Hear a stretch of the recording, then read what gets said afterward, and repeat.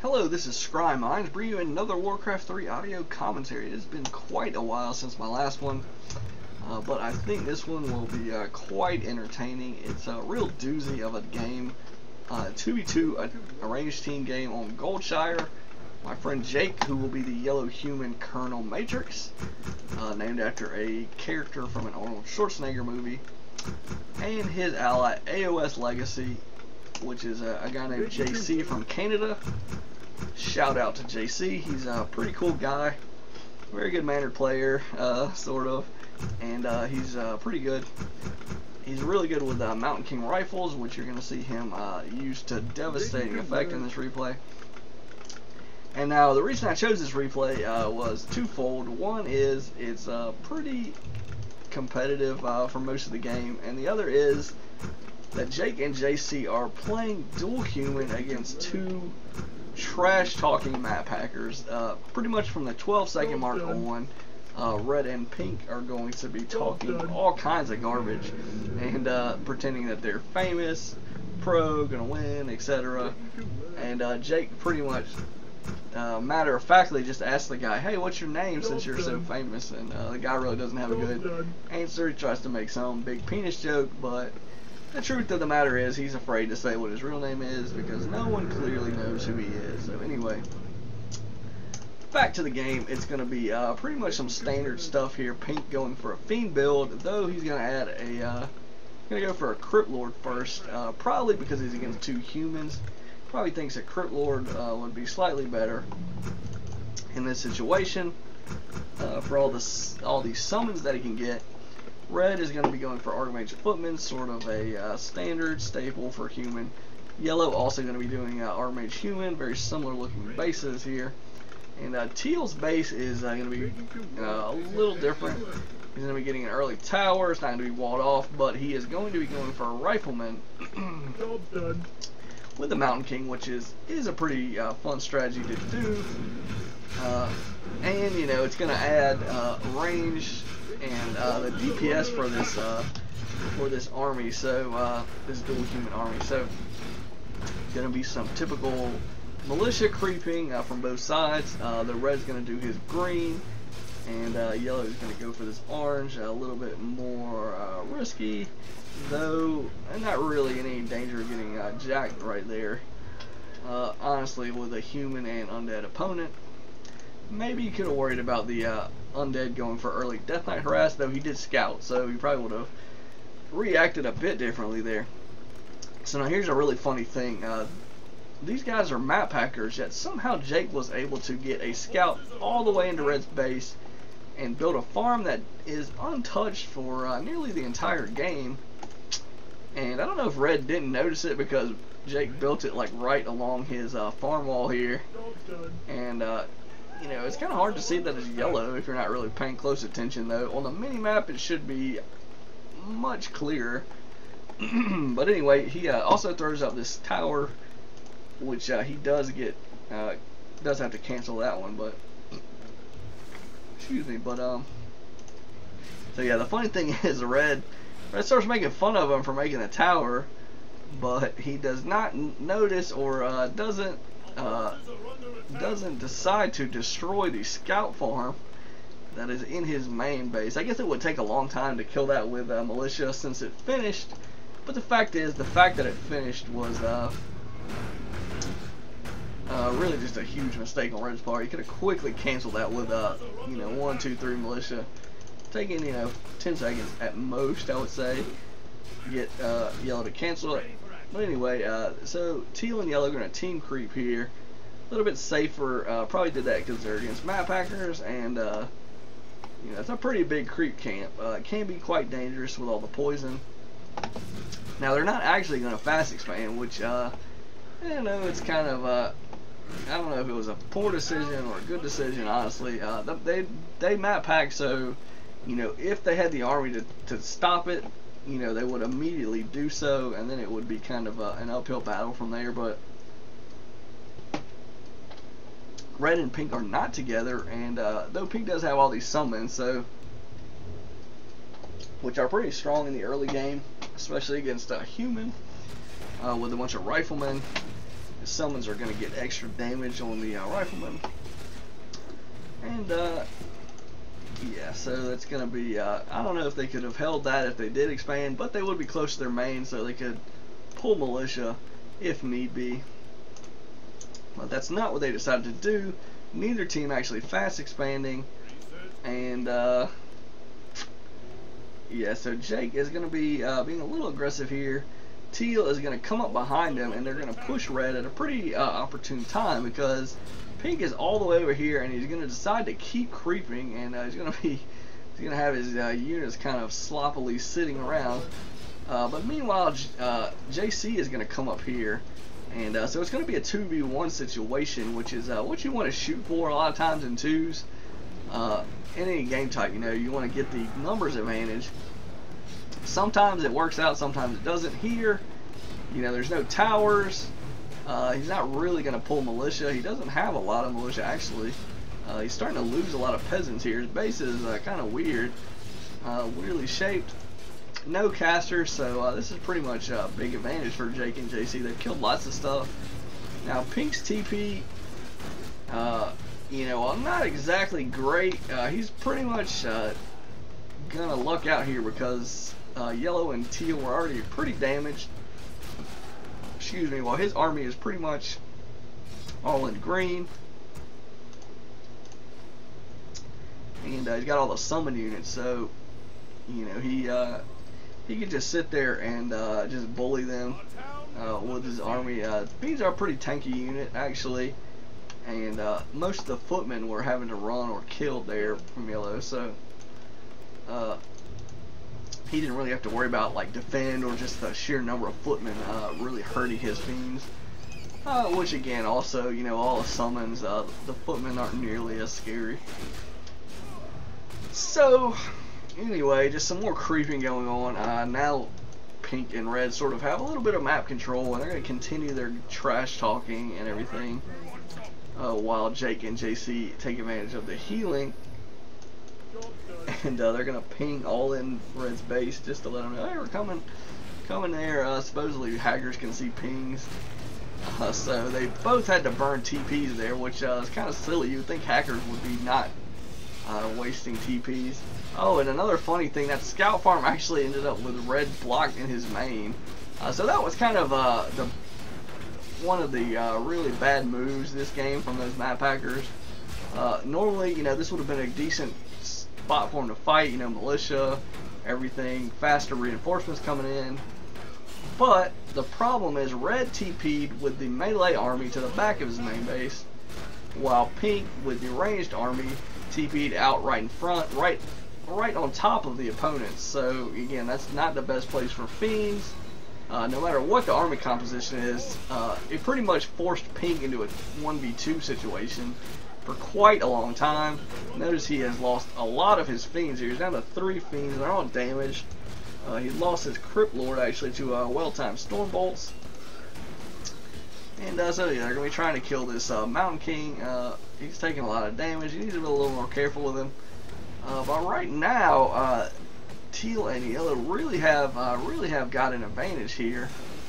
They really won that battle pretty convincingly, I would say. So while they probably are not going to be able to fully break through this base right now, maybe with a little bit better micro they could have.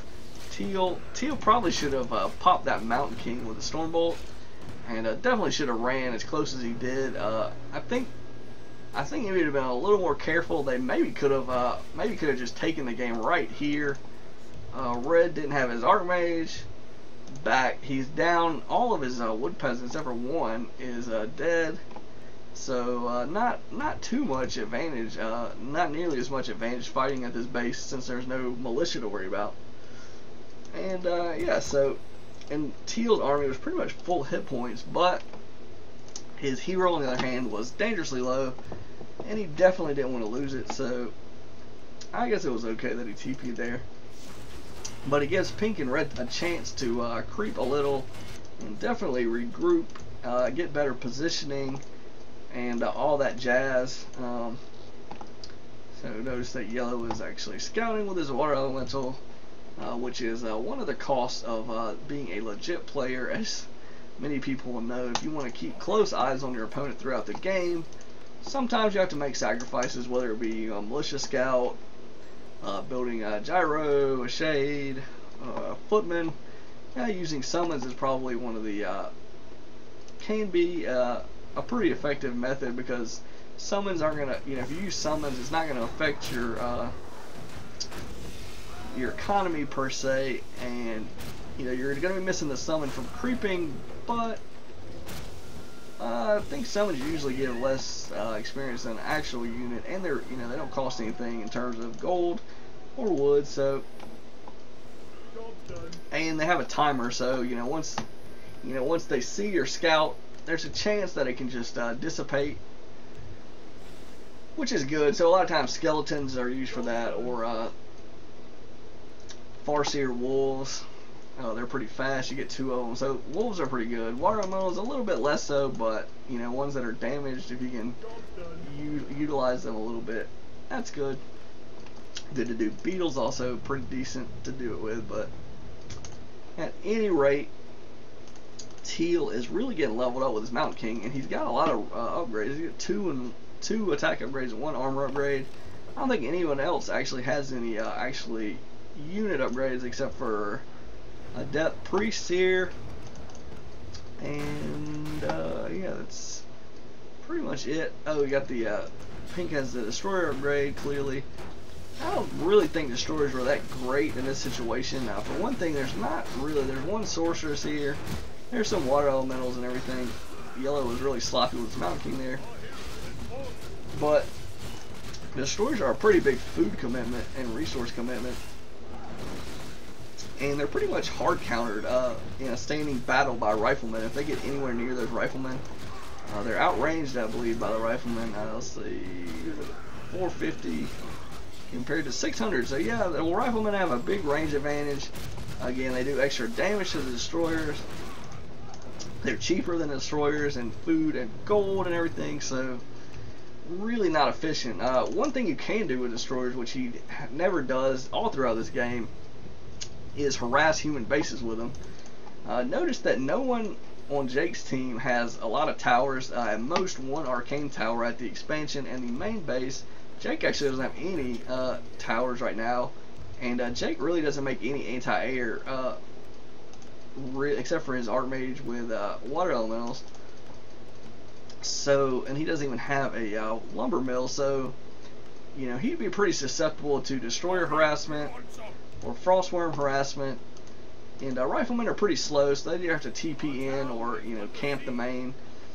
So there's pretty much 3 targets here that could sort of really get map control, and they're map hackers, so if they just look at their main base or look at their expansion, they're gonna see, okay, there's 1 arcane tower here, there's 1 arcane tower here, and there's no arcane towers here. So all throughout the game, they have all kinds of opportunity to or do even a Zeppelin drop on any of these bases would really be very effective. Anytime they're out of the base, which again, as map hackers, they should know whenever that happens and everything. So yeah, that's one thing that Pink definitely should have did. I think if he was going to go for Destroyers and Frostworms, he needed to exploit the advantage of having air units. They can fly over, and sort of the weakness that Teal and Yellow's unit combination and base layout, specifically not having a bunch of towers, sort of provides pretty good target vulnerable points. Because in standing battles, these Frostworms and Destroyers are just not cost effective, and they definitely definitely were just getting free experience, honestly, from all those tier 3 air units. Kind of counterintuitive. You think, oh, they're so expensive and they should just be tier 2. I mean tier 3 air units, or 3.5 in the Frostworms case.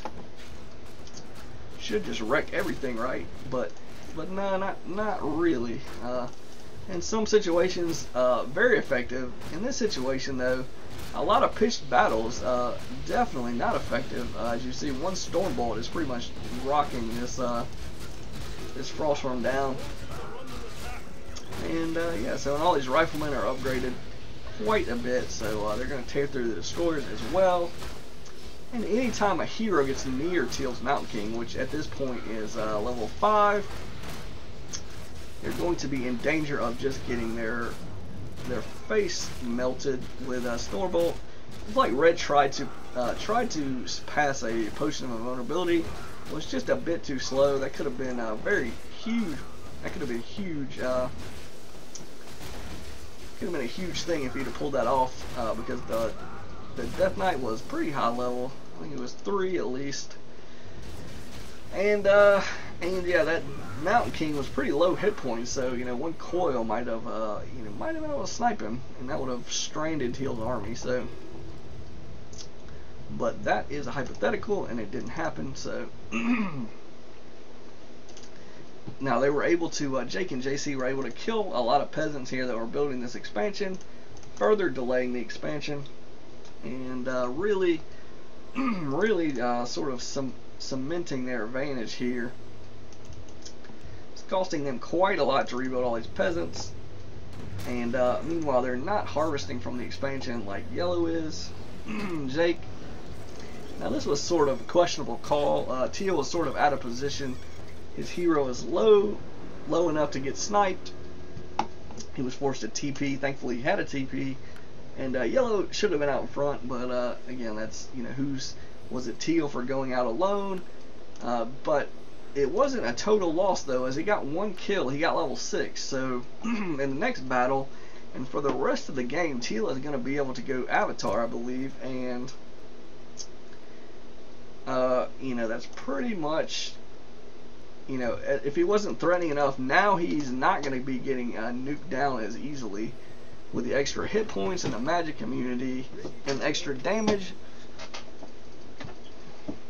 He is just going to be a monster to deal with, and as you can see, no one else is even close to 6. 4 and 3, 4 and 4. So yeah, these hero kills are really adding up for Teal. He's got most of the hero kills in this game, and again, that's sort of a function of his solo Mountain King and all these riflemen with upgrades. But yeah, like I say, you know, notice that Pink has about, was it 15, 22 food worth of tier 3 air. Again, and he's taking all that, and he's pretty much going to be aiming at the worst possible target with that, which is Teal's army.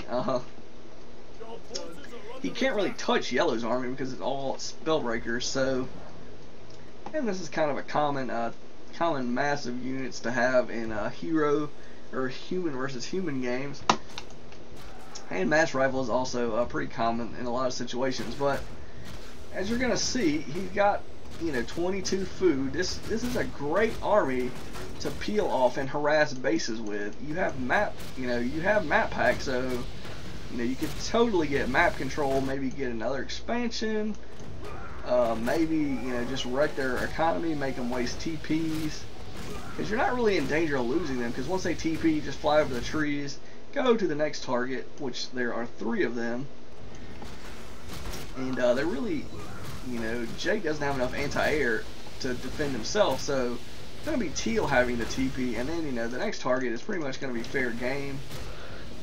So they're really messed up not doing that. I would say that's probably the big mistake. In this standing battle, anytime they're anywhere near the riflemen, they're just gonna get torched. They're just gonna get shot down in, you know, a matter of seconds, honestly. And that's pretty much what happened. You know, a lot of times I'll say that Frostworms are maybe too cost effective, but you know, not against mass upgraded riflemen and level 3 Stormbolt. They're not. So.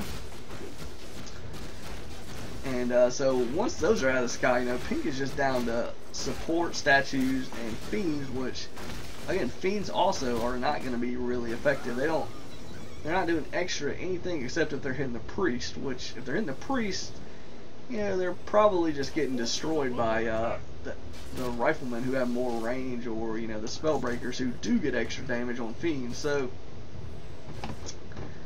this was sort of on pink. I know they both sort of messed up earlier in the game, like I said, with their TP. That really put him behind, sort of limited what they could do, but I think pink had chances where he could have been a lot more effective, maybe turn this game around, and he just did not utilize his army correctly. I thought maybe it would have been better for him to go for A-bombs, though honestly A-bombs are, they really cost a lot, and they do extra to spellbreakers and riflemen, but all that range that they have, that teal and yellow have, pretty much everything they have is ranged. Spellbreakers have short range, but riflemen are ranged, so they're probably just going to get picked off pretty quickly. Maybe not as quick as the destroyers, but so I don't know if A-bombs would have been the answer. Potentially a ton of ghouls with upgrades and heal scrolls could have been useful, because they would have been a little bit less susceptible to sort of the focus fire. The ghouls really are really low hit point also, so while they benefit from speed and numbers, they're pretty easy to just wipe away with even riflemen, well positioned, are gonna do okay against ghouls, which is sort of a testament to how sort of weak they are. I think even footmen start off with, as I said before in some of the videos, just unupgraded footmen against unupgraded ghouls is just, the stats are just a little bit silly. The footmen have about 80 more hit points and 2 more armor without upgrades than the ghouls, and they cost only 15 more gold. So generally footmen more useful. Then ghoul frenzy, you're gonna change it a little bit, but that's tier 3, so a lot of times ghouls will just be useless then for other reasons, frostworms, destroyers, AoE heroes, etc. So kind of hard to sometimes it can be hard to take advantage of unit counters.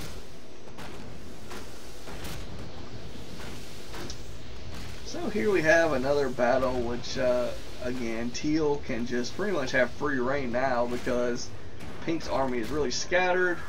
Red is forming a wall, but with the 2 mountain kings, yellow's is level 3, teal's is level 7. He's pinged down the Death Knight with ease. Anytime the destroyers are even in the battle, honestly, they're just having to run, because notice they're just feeding teal, who's added a orb of fire. So even his mountain king is able to counter the destroyers now. So notice how fast, like 2 volleys and the thing is in red hit points. So that's a 5 food unit that was essentially doing nothing. Again, he had a lot of even 3 destroyers could have just swung in here, and maybe not been game changing, but really could have harassed teal quite a bit.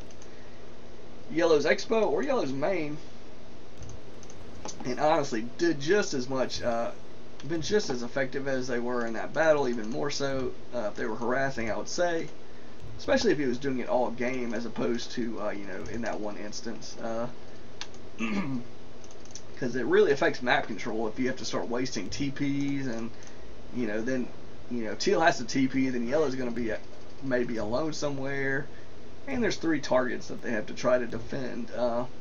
So mobility can really be an issue for ground armies like this. The riflemen, they don't really, right now they don't really have, I guess the fastest counter would either be somebody throwing up Griffin aviaries, or workshops. Probably workshops in teal's case, since he already had the those upgrades, the attack upgrade anyway for the riflemen would benefit the gyros. So that probably would have been the more cost-effective thing to do, but at any rate, this game is pretty much over. As you can see, we've got the trash-talking map hackers getting really quiet. They've been quiet for quite a while here at the end, so they pretty much know right now they're going to lose. Even this level 6 Crypt Lord is going to be just useless. He's at half hit points, so he has to run from this Mountain King. He makes that destroyer, but again, like I say, not teal. I mean, yellow is sitting on about 2,000 gold. He can pretty much do whatever he wants to right now. Not that he even needs to do much of anything, because teal's Mountain King alone is just going to be a wrecking ball. And yeah, really, once you get a Mountain King level that high, it really kind of shifts the dynamic of games. Having two Mountain Kings, even though one's only level 4, both of them having Brilliance Aura level 3, they're going to be tossing Storm Bolts and just demolishing. Notice 8 hero kills from teal, which is double what the other players' combined hero kill scores were. So pretty indicative of one thing that was happening in this game. Unit kills, looks like he also had the most unit kills, sort of typical when you're the Rifleman Mountain King player and the other guy is the melee. Pretty much expected. And yeah, so red killed the least amount of units, which again, I guess he was pretty much outplayed by yellow, even though they were doing essentially the same strategy, except yellow is a legit player and red is a terrible map hacker. So upkeep, pretty much what you'd expect. The two players with the expansions lost about the same amount in upkeep. The big difference though is yellow had his expansion up longer and was pretty much untouched, so he has harvested about actually about 4,500-ish gold extra. And since they're the upkeep losses were about the same, 200, well, about 150 more for yellow compared to 4,500 more gold mined. Pretty much win for Jake. I mean, that is a huge gold difference. So that's pretty much one of the crucial things. That and the big hero kill number for teal. So, and again, pink. They didn't really have pink and red. Didn't have quite the same. Again, Death Coil as a nuke compared to Stormbolt, it's just strictly worse. They cost the same amount of mana, but Stormbolt comes with a long stun duration, and more damage. So, just on that terms, the nuking potential was just way more for the human players. And Pink's armor he didn't really utilize correctly, or you could say he made the wrong units. That's one other way.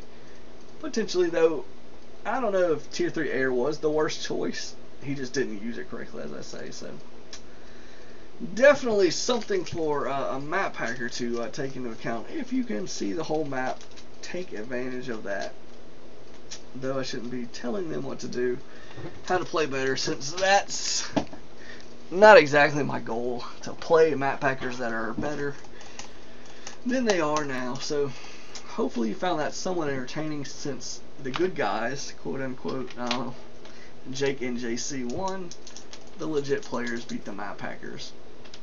Now I will say there is if you've made it to the end of this replay, I will give you the quote unquote reward of telling you that this game, the replay is posted with a hilarious replay description on wcreplays.com. It's from quite a while ago, so I'll just post the link in the video description, and you can check it out if you want some amusing reading material. Several paragraphs, really funny sort of way to describe this game, and yeah, so you can have a little fun there if you are really interested. The replay is something Jake did after playing the game, and I gotta say it's one of the funniest replay descriptions on this site in the time that I've been looking at it. So you can hopefully enjoy that. So this is ScryMind signing out.